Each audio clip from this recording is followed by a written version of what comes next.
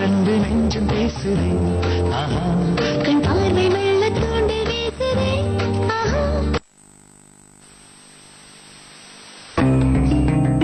அந்த ஆதாரம் மட்டும் என்கிட்ட கிடைக்கட்டும், அப்புறம் பாரு. அதுக்கப்புறம் தீனான்ற ஒரு பேரே இல்லாம காணாம பண்ணிடலாம்.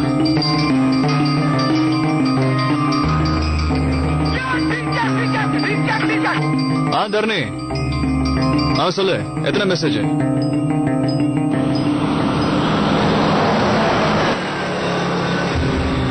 புருஷன் பண்ண தப்புனால இன்னைக்கு என் பையனை எழுதிட்டு நிக்கிறேன்டி. என் சாபம் உங்க யாரையும் சும்மா விடாது. ஒருவேளை அந்த சம்பவத்தினால அவன் இறந்து போகாம இருந்திருந்தானா நானே என் கையால அவன் கழுத்தை நெரிச்சிருப்பேன்.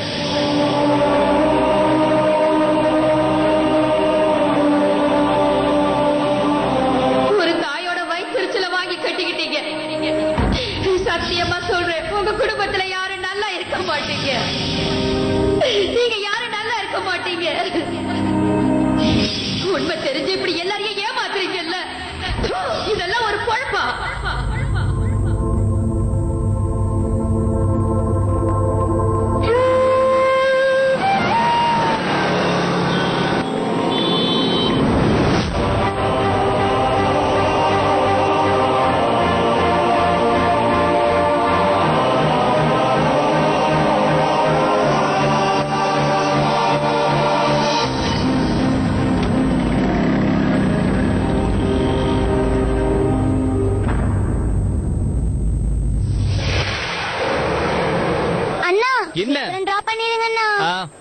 இன்னும் கிடைக்கலையா? இந்த இங்க கொஞ்சம் பேப்பர்ஸ் இருக்கு, இதை நல்லா புரட்டி போட்டு தேடி பாரு. நீ தேடுற ஆர்டிகல் கிடைக்கும். ஒரு ஆட் கொடுக்கணும். அவரா வா.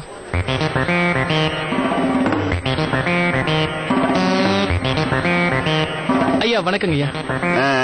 ஐயா ஒரு செகண்ட் ஹேண்ட் பைக் விக்கிறதுக்காக ஆட் கொடுக்க வந்திருக்கேன். செகண்ட் ஹேண்ட் பைக்கு ஆடா? 250 ரூபா ஆகும்பா. ஐயோ பைக்கே அவ்வளவு தேராதே.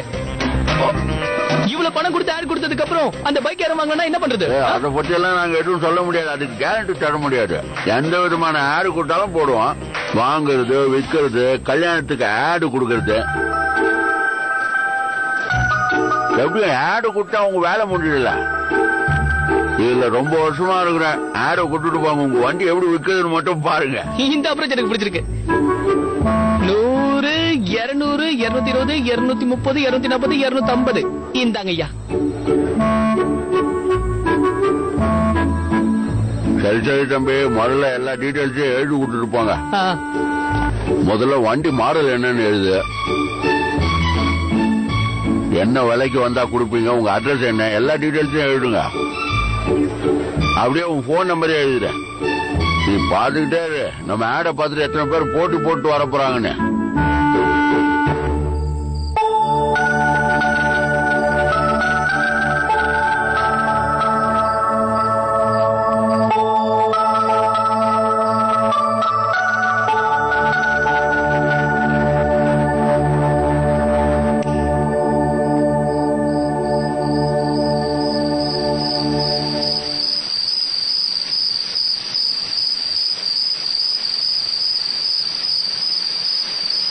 ஏன் இன்னும் சாப்பிடாம இங்க உட்கார்ந்திருக்க தனியா? எனக்கு பசிக்கவே இல்ல.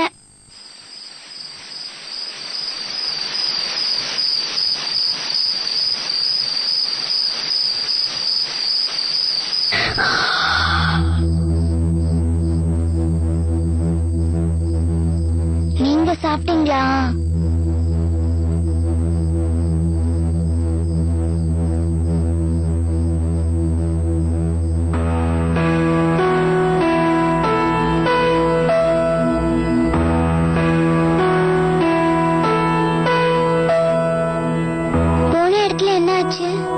அப்பா பேட் பாய் இல்ல, ரொம்ப ஹானஸ்ட்னு ஒத்துட்டாங்களா? இல்ல, ஆனா கூடிய சீக்கிரமே ஒத்துக்குவாங்க. நீங்க மறுபடியும் அந்த இடத்துக்கு போகணுமா மம்மி? நீ வேணா பாத்துட்டே இரு. கமிட்டியோட ரிப்போர்ட் வந்த உடனே நம்மள தப்பா பேசுற எல்லாருமே உங்க அப்பா எவ்வளவு நல்லவர்னு புரிஞ்சுப்பாங்க.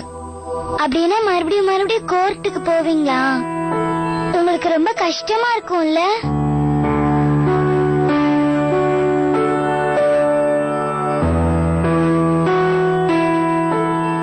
உங்க அப்பா இல்லாம நான் வாழற ஒவ்வொரு நிமிஷமுமே எனக்கு கஷ்டமா தான் இருக்குடா.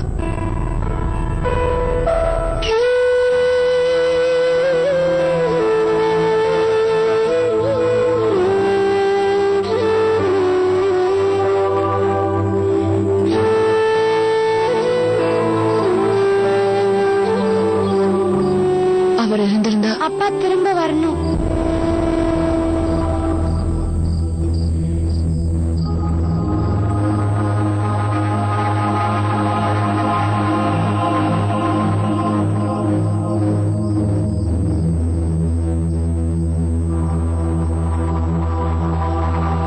உன்னோட இந்த ஒரு விஷ் மட்டும் என்னைக்கும் நடக்கவே நடக்காது.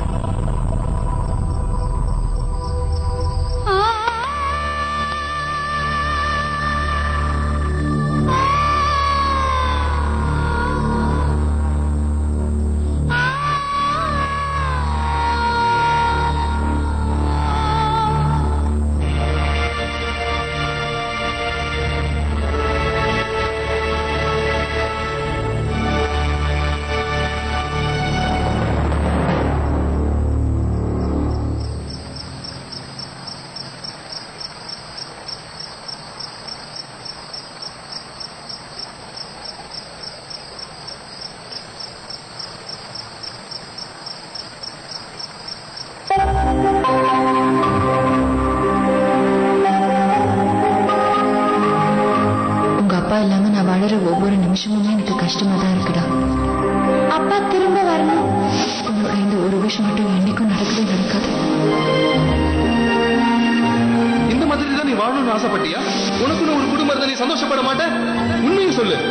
உன்னுடைய எல்லா இன்ப துன்பத்தையும் பகிர்ந்துக்கிற மாதிரி உனக்குன்னு ஒருத்தர் இருக்கணும்னு உனக்கு ஆசையே இல்லையா? இந்த மாதிரி எல்லாம் பேசுறது ரொம்ப சுலபம். ஆனா நிஜ வாழ்க்கையில என்ன மாதிரி ஒரு விதவைக்கு யார் வாழ்க்கை தருவாங்க? என்ன மாதிரி ஒரு விதவையும் என் குழந்தைங்களையும் யார் ஏத்துப்பாங்க சொல்லுங்க? பணம் என்ன மரத்துல காய்க்குது? இந்த வீட்லயே அவர் ஒருத்தர் தான் சம்பாதிக்கிறாரு. எத்தனை பேருக்கு தான் சோறு போட்டு கவனிச்சுப்பாரு? வரவு எத்தனா செலவு பத்தனாங்கிறது இந்த வீட்டுக்கு தான் பொருந்தும். வேணா 600 ரூபாய்க்கு எடுத்துக்கோங்கம்மா. 550 ரூபாய் ஓகேவா? 500 ரூபாய்.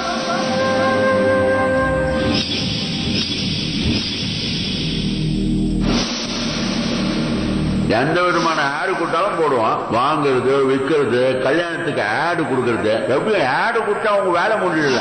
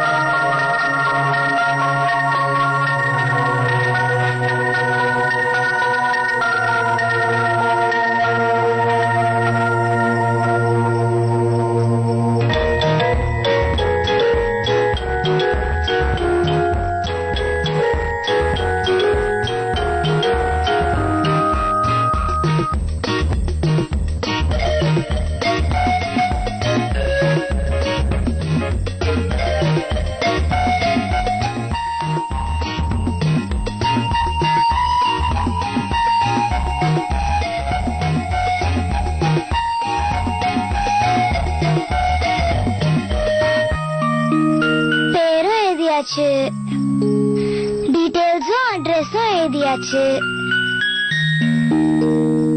போன் நம்பரையும் எழுதியாச்சு. கார்டியன் விஷ் எல்லாத்தையும் நிறைவேற்றுவார் மம்மி.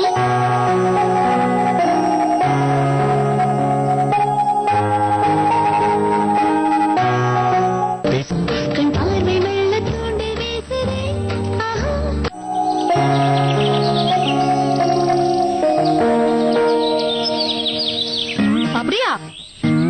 என்ன சொல்ற நீ? நம்ம காலனில புதுசா ஒருத்தங்க குடி வந்திருக்காங்க. ஆனா எனக்கு எப்படி தெரியாம போச்சு? இந்த விஷயம் மத்தவங்களுக்கு தெரிஞ்சா எனக்கு எவ்வளவு அசிங்கமா போகும் இல்ல சங்கீதா? இல்ல இல்ல, இன்னும் 1 மணி நேரத்துல எல்லா நியூஸையும் புடிச்சிடுறேன் பாரு.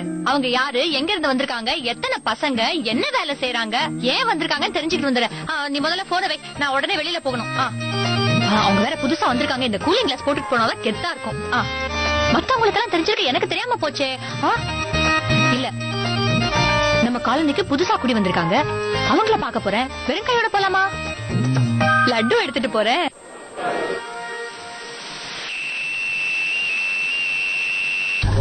இந்த குரு எங்க போய் தொலைஞ்சான்?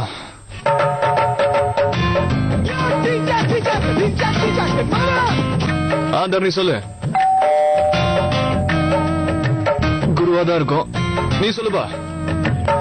இல்ல 1 மணி நேரத்துல அங்க வந்துருவேன். கண்டிப்பா லேட் ஆகாது. ஒரு நிமிஷம்.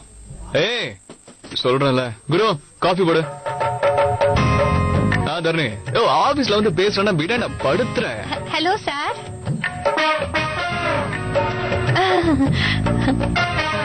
நான் Mrs Renu sir. Good morning. என்ன வேணும்? நான் நம்ம காலனிக்கு நான் உங்களை வரவேற்க வந்திருக்கிறேன். ஏன்? சந்தோஷப்பட்டதுனால. நீங்க எதுக்கு சந்தோஷப்படணும்? இந்த பாருங்க, நீங்க நம்ம காலனிக்கு புதுசா குடுத்தன வந்திருக்கீங்க. இந்த விஷயம் கேள்விப்பட்ட உடனே நான் வீட்ல இருந்து தட நேர ஓடி வந்துட்டேன். அதுவும் லட்டுவோட. Please take. நானே பண்ணேன்.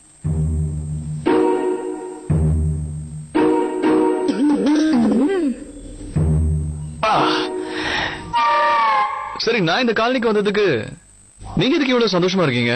நல்லா கேட்டீங்க. நான் எங்க பெரிய ஆளு. நீங்க எங்க வீட்டு பக்கத்துல குடி வந்திருக்கீங்க. நான் எப்பவும் பக்கத்து வீட்டுக்காரங்களோட ஃப்ரெண்ட் ஆயிடுவேன். இங்க உங்களுக்கு வீடு சௌகரியமா இருக்கா, ஏதாவது தேவையா வேணுமான்னு கேட்கணும்ல. இந்த காலனில என்ன மீறி யாரும் எதுவும் செய்ய மாட்டாங்க. சரி, நீங்க மட்டும் இருக்கீங்க, உங்க ஃபேமிலிய காணோம். உங்க வைஃப கேட்டேன். வைஃப்? எஸ். அவ எங்க ஓடி போயிட்டா? ஏன்? எப்போ? எங்க? எங்க ஓடினான்னு தெரியாது, பட் நேத்தா ஓடினா. அந்த டெம்போக்காரா இருக்கல, அதாங்க திங்ஸ் எல்லாம் இறக்கி வைக்கிறதுக்கு டெம்போக்காரன் வருவான்ல, ட்ரிப் அடிச்சதுக்கு பணம் கேட்டான். நேத்து வேற சுத்தமா என்கிட்ட பணம் இல்லையா, அது அவங்க கிட்ட சொன்னேன். என் ஒய்ஃப கூட்டு கிளம்பிட்டேன். கேட்கவே கேவலமா இருக்கே. காசு இல்லங்கிறதுக்காக இந்த டெம்போக்காரன் 2-3 நாள் கழிச்சு பணம் கொடுத்தா வாங்கிக்க மாட்டானா? சரி, பணம் முக்கியம் தான். அதுக்காக வீட்டுல இருக்க பொருள் எடுத்துக்கிட்டு போலாம்ல. எதுக்கு உங்க ஒய்ஃப கூட்டிட்டு போனா? அப்புறம் நீங்க? நமக்கு என்ன?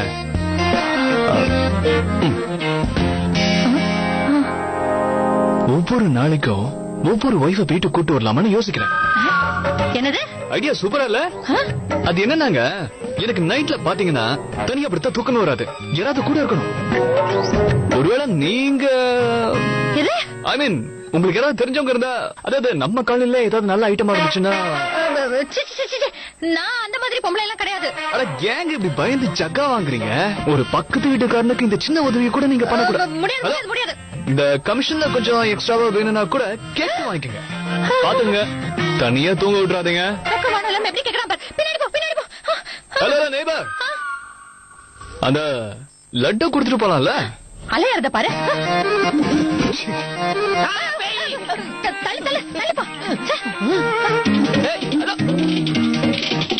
யார் இந்த புல்டோசர்? எவனுக்கு தெரியும்? ஃப்ரீயா விடு. வேலை வெட்டி இருக்காது, வெட்டி வேலை இருக்கும். வீடு விடா போய் ஊர் ஒம்புக்குன்னே அலைவாங்க. அடுத்த தடவை இந்த பக்கமே தலை வச்சு படுக்காது. ஆமா, நீங்க போயிருந்த? இது வாங்கதான். காஃபி போடுறா, லேட் ஆகுதுல ஆபீஸ்க்கு.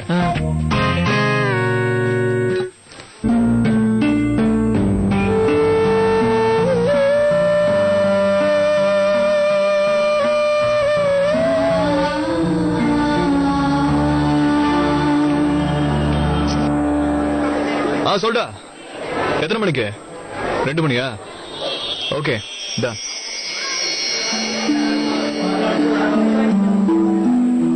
ஐயா, எனக்கு நிறைய வேலை இருக்குப்பா, நீ அப்புறமா பண்ண.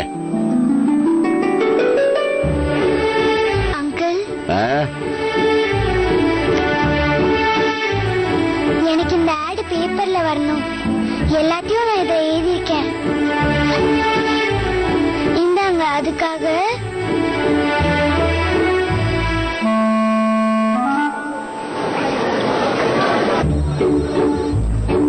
₹250 இருக்கு. அதெல்லாம் இருக்கட்டும் மேடம், இப்ப எதை பத்தி விளம்பரம் பண்றதுக்காக வந்திருக்கீங்க? என் அம்மாவுடைய கல்யாணத்துக்காக. என்ன சொன்ன? எஸ், என் அம்மாவுடைய கல்யாணத்துக்காக தான்.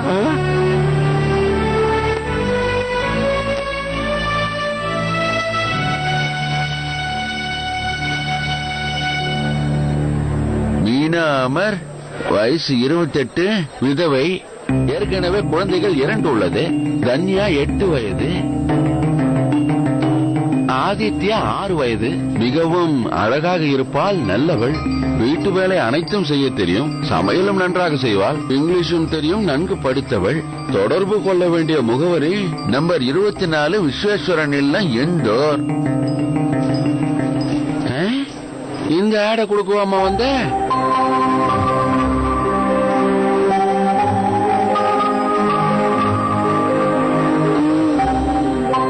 முடியாதுமா. இந்த ஆடெல்லாம் எங்களால போட முடியாது. என்ன ஆடை கொடுக்க வந்த நீ சின்ன குழந்தையாச்சம்மா. ஏன் சின்ன பசங்கள ஆட் கொடுக்க கூடாதா என்ன?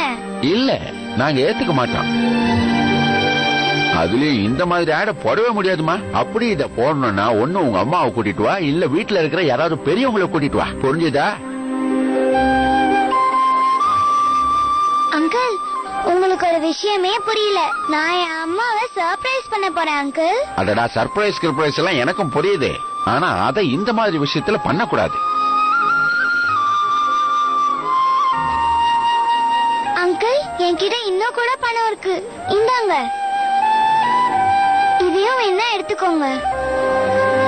ப்ளீஸ் எப்படியாச்சும் ஆட் மட்டும் போட்டுருங்களேன். ஆமா தாயே, முதல்ல நீ இதை எடுத்துக்கிட்டு கிளம்புமா.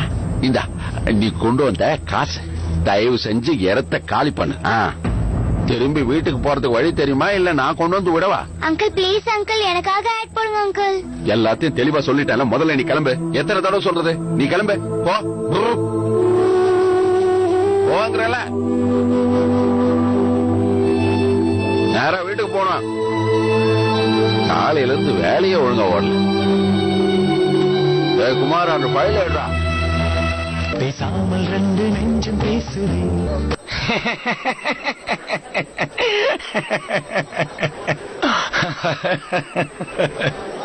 எப்பேற்பட்டவங்களுக்கும் ஒரு வேலை இருக்கும் தம்பி. எத்தனை பேரை நான் பார்த்துட்டு வந்திருக்கேன். பல வருஷமா நான் பிசினஸ் பண்ணிட்டு இருக்கேன்பா. எல்லார பத்தியும் எனக்கு தெரியும். பணத்தை காட்டின உடனே எல்லாரும் இப்படி வாயை பொளந்துட்டு வந்துருவானுங்க. அவங்க வாயை அடைக்கிறதுக்கு நான் தேவையான பணத்தை கொடுத்துருவேன். செம்ம காமெடியா இருக்குங்க. அது ஒரு தடவை பண்ணி காட்டுங்க. ஐயோ, இல்ல இல்ல இல்ல இல்ல, எனக்கு ரொம்ப வெக்கமா இருக்கு. என்ன சார், ரொம்ப தான் பிகு பண்ணிக்கிறீங்க. உங்களை நான் விட போறது இல்ல. இவ்வளவு பிரமாதமான ஆக்டிங் திறமையை உங்களுக்குள்ள வச்சு வேஸ்ட் பண்ணக்கூடாது. எனக்காக ஒரே தடவை நடிச்சு காட்டுங்க ப்ளீஸ்.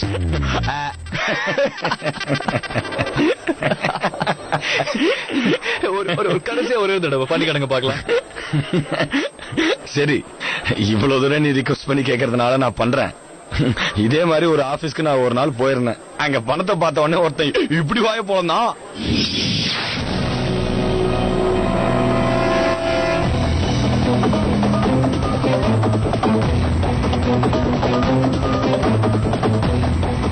இன்னைக்கு ராத்திரி டேப்பரை மாட்டிக்கிட்டு தூங்க. நாளைக்கு காலையில படுத்துக்கிட்டே பேப்பரை பார்க்கும்போது உனக்கு அது ரொம்ப யூஸ்ஃபுல்லா இருக்கும். நீ யாரு, யார் கூட சம்பந்தப்பட்டிருக்க, நீ என்ன வேலை பண்ற, எல்லாமே நாளைக்கு பேப்பர்ல வரப்போகுது.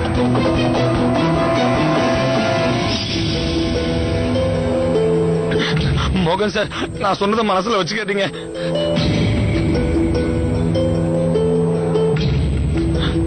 Sorry sir.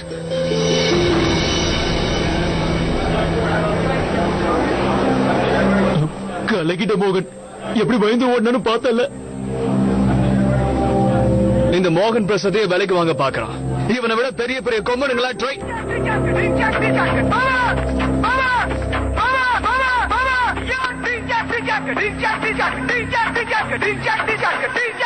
இவன் ராவு காலண்டா. நம்ம குருதான் எதுக்கு பண்றான்னு தெரியும். என்ன சமையல் பண்ணட்டும், எத்தனை மணிக்கு வருவீங்க? சொல்லுங்க தலைவா.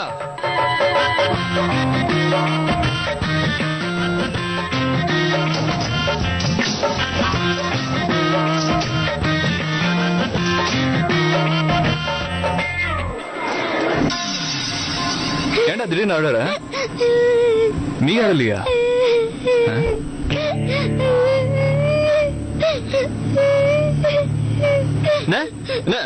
ஏன் அப்படின்னு கேட்ட? பார், உன் கதையை கேட்க இப்ப என்கிட்ட டைம் இல்ல. வீட்டுக்கு வந்து பேசிக்கலாம். குரு, எனக்கு தெரியாதுன்னு சொன்னல. ஹலோ ஹலோ,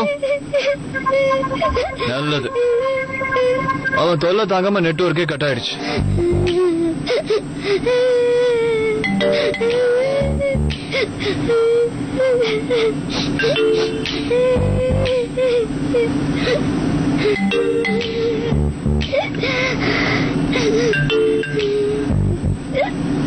வேண்டாம் மோகன் பிரசாத்.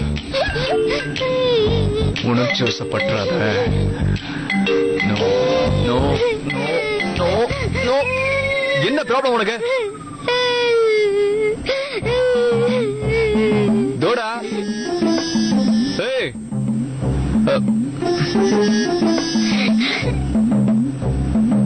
Hello hello hello.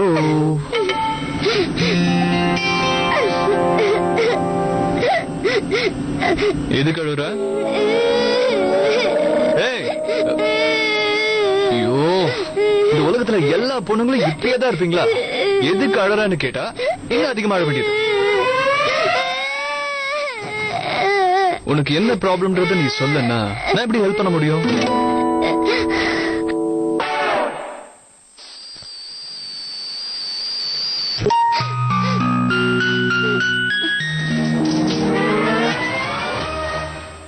அப்பா இறந்ததுக்கு அப்புறம் அம்மா ரொம்ப சேடா இருக்காங்க. ஒரு விதவையோட வாழ்க்கையில என்ன நடக்கும் அது யாருக்குமே தெரியாது. ஒரு பொண்ணு விதவையானதுக்கு அப்புறம் அவ எல்லாருக்குமே பாரம் தான். நம்ம குடும்பத்துக்கும் தான். அவளை வெறுத்து ஒதுக்கிடுவாங்க. அவ நிம்மதியா வாழவும் முடியாது, சாகவும் முடியாது. என்ன 2 பசங்க நிலைமை என்ன ஆகுறது? அவங்க யார்கிட்ட விட்டுட்டு போறது?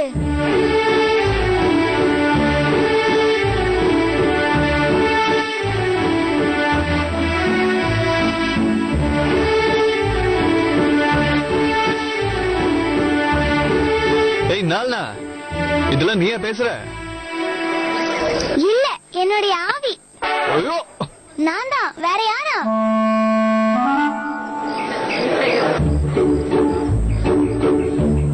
இந்த ஆட போட்டாதான் என் மம்மியோட ப்ராப்ளம்ஸ் எல்லாம் சால்வ் ஆகும்.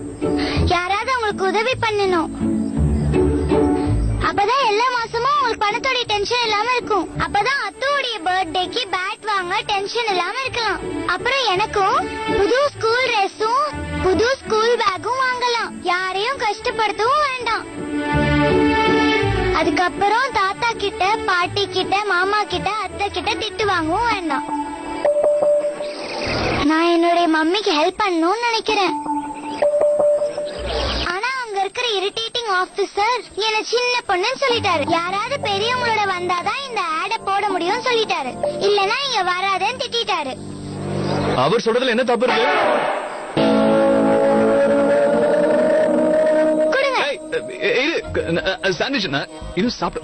கொஞ்சம் ஒரு நிமிஷம். ஒரே ஒரு வயதா இருக்கு, அதுக்குள்ளே புரிஞ்சிட்டியே.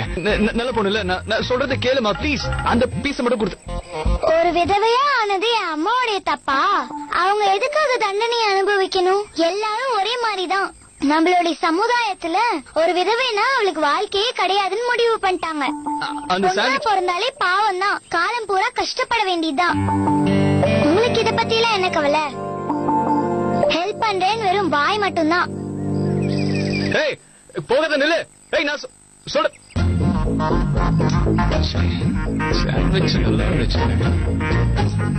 இது 4 சைஸுக்கு இருந்துட்டு 400 ரூபாய்க்கு பேசிட்டு போதே. பாவை உங்க அம்மா ஒரு பக்கம் விதவை, இன்னொரு பக்கம் சோகம். அம்மா, முதல்ல இந்த மருந்து குடிங்க. அம்மாடி, இந்த மருந்து வேற காலியாக போகுது.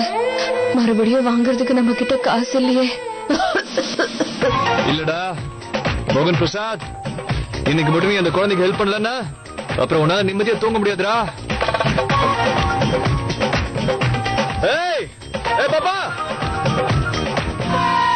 ஏய் நில்லு, ஏய் நில்லு, ஓடாத. ஏய் நானா, என் கூட வா. எங்க? ஆட் போட வேணாமா? அந்த அங்கிள் முடியாதுன்னாரு.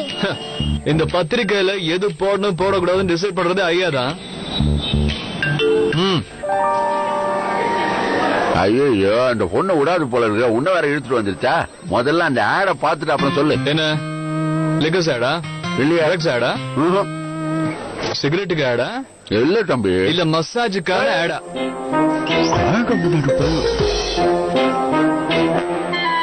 நிலைமைய புரிஞ்சுக்கங்க சார். ஒரு 8 வயசு சின்ன பொண்ணு விதவையான அவங்க அம்மாக்கு ஹெல்ப் பண்ண ட்ரை பண்ணுது. ஆனா நீங்க என்னவோ Rajan sir, shame on you. Same to you. என்னது அது ஒண்ணும் இல்ல தம்பி, ஒரு 8 வயசு குழந்தை கொடுக்குற ஆடு எப்படி எடுத்துக்கிட்டு? இது முதல்ல வரும்போதே நான் தெளிவா சொல்லிட்டேன், போய் உன் அம்மாவை கூட்டிட்டு வான்னு. கேட்கல. சொன்னா இல்லையா? பதில் சொல்ல. எல்லா வீட்டுல பெரியவங்களை கூட்டிட்டு வான்னு, அதுவும் கேட்கல.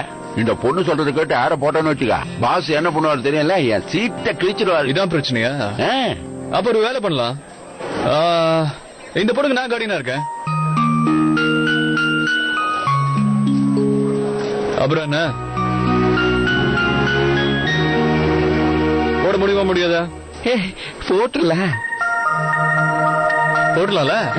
நல்லா கேட்டுங்க ராஜன் சார், நாளைக்கு காலையில எடிஷன்ல கொட்ட எழுத்துல பாக்ஸ் ஃபுல்லா ஆட் வந்துடணும். வரும் பாரு ராஜன் சார், நம்ம பத்திரிக்கையில ஆட் வந்ததுக்கு அப்புறமும் இந்த பொண்ணுக்கு ப்ராப்ளம் சால்வ் ஆகலன்னு பேர் வந்துடக்கூடாது. ஒருத்தர் விடாம ஆட பாத்துடணும். இந்த ஆட போட்டேன்னா இந்த ஊருக்காரங்க மட்டும் இல்ல, இந்த உலகம் பூரா இருக்கிற ஜனங்க எல்லாரும் வந்துருவாங்க. பாத்துக்கிட்டே இரு. வெரி குட் ராஜன் சார், நீங்களும் இந்த வேலையை பண்ணிடுங்க. ப்ரூஃப் ரீட் பண்ணிட்டு மேட்ரிங் டைப் பண்ணிடுங்க. சரி தம்பி. இப்போ உனக்கு சந்தோஷமா? நாளைக்கு காலையில பேப்பர்ல இந்த ஆட் வந்த உடனே உன்னோட உங்க அம்மாவோட ப்ராப்ளம் மொத்தமா சால்வ் ஆயிடும்.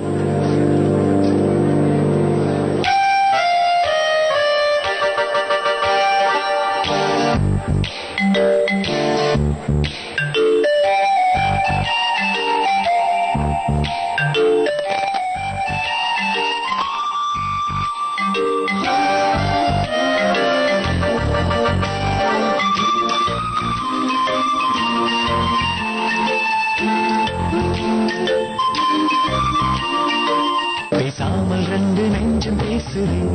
ஆஹா